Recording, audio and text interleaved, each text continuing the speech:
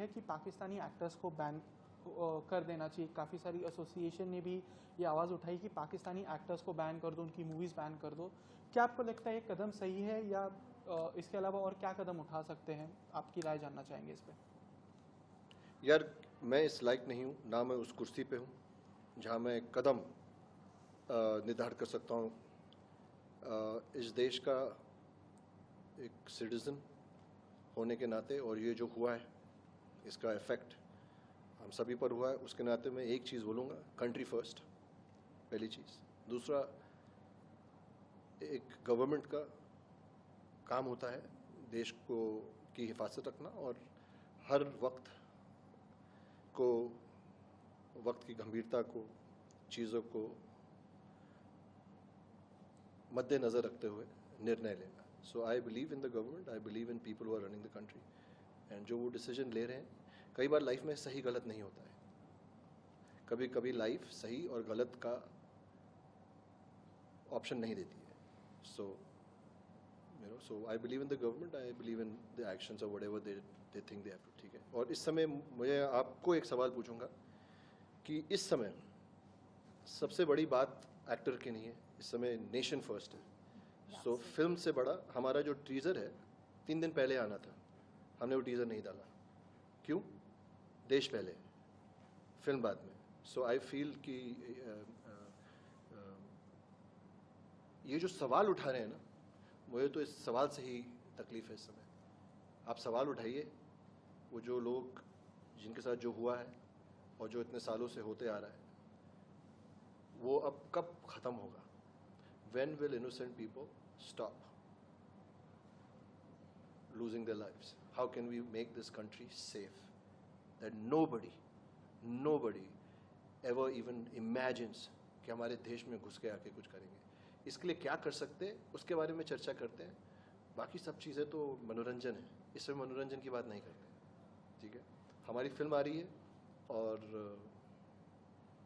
हम सबको बहुत कष्ट हुआ है, बट अगेन फिल्म आ रही है, हमें प्रमोशन करना, हम आप सबका भी बहुत आभारी हैं कि आप लोग भी आए हैं और हमें काम भी करना है। लेकिन इस समय बहुत कष्ट है और बहुत दुख है। पहलगाम कश्मीर में जो आतंकवादी हमला हुआ है, क्या कहना चाहेंगे उस बारे में आप? पहले तो मैं उन सभी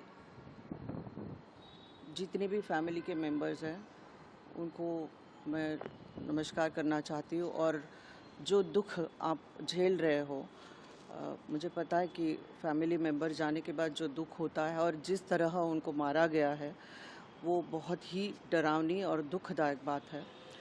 पूरा देश उसके लिए सोच रहा है और क्या करना चाहिए, वो मोदी साहब भी उसके बारे में बहुत सारी चीज़ें सोच के हमको ऐलान कर रहे हैं।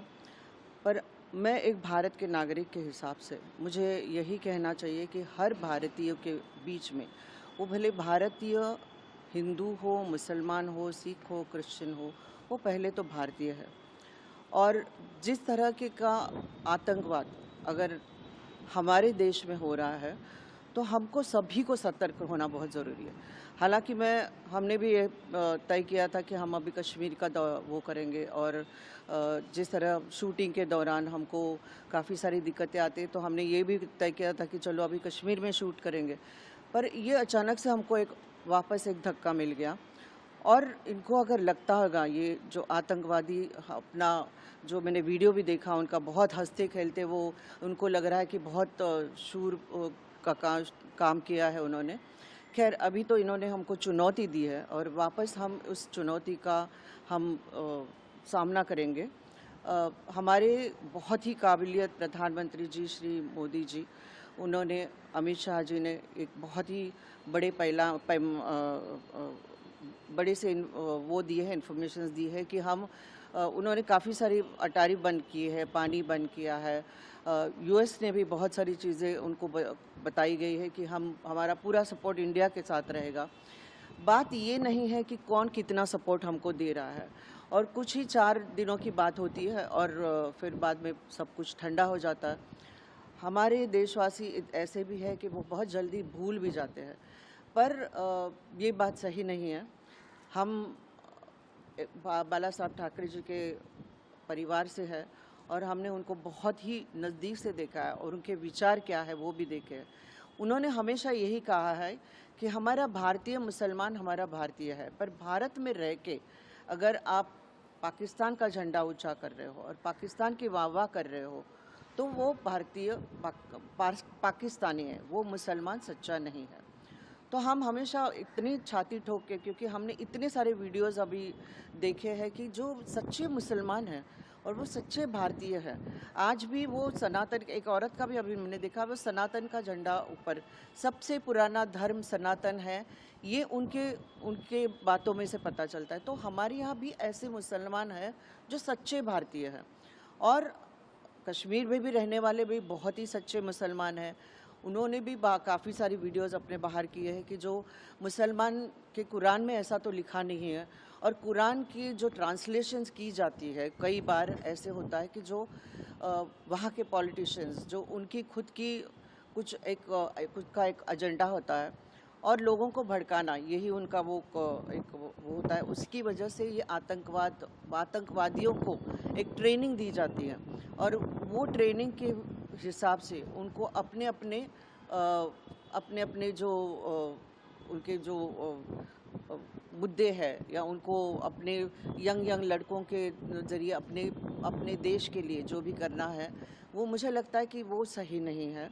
और हमको हमारे देश को पूरा इकट्ठा होके, पूरे नागरिकों को इकट्ठा होके, आज जो बाला साहब ठाकरे जी ने कहा था वो हमारे पूरे जहन में इतना भर चुका है या हमारे खून में है कि अगर अमरनाथ यात्रा के वक्त में अगर किसी ने उंगली भी उठाई, उस वक्त तो मिस हज की यात्रा नहीं होने देंगे।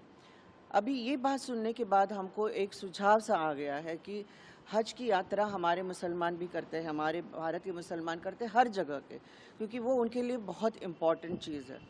और हम भी यात्रा करते हैं, हम भी अमरनाथ यात्रा करते हैं, वहाँ भी उनके, कश्मीर हमारा है, फिर भी वहाँ उनके लोग आके, जो कि खच्चर के रूप में वहाँ आए थे, और इतने नाबालिग बच्चे थे, उसमें बहुत सारे फैमिलीज़ थे, उनको ये सामना करना पड़ा। आज भी वैसे आतंकवादी, जो खूंखार आतंकवादी वहाँ जो नेतृत्व कर रहे हैं अपने कश्मीर में बैठ के, तो मुझे कश्मीर के सरकार को तो पहले ही ये बोलना है कि आपको अगर सपोज़ हमारे भारत के साथ अच्छे संबंध रखने हैं, और कश्मीर अगर भारत का एक हिस्सा है, तो आप ही को पहले आतंकवाद वहाँ से उठाना पड़ेगा।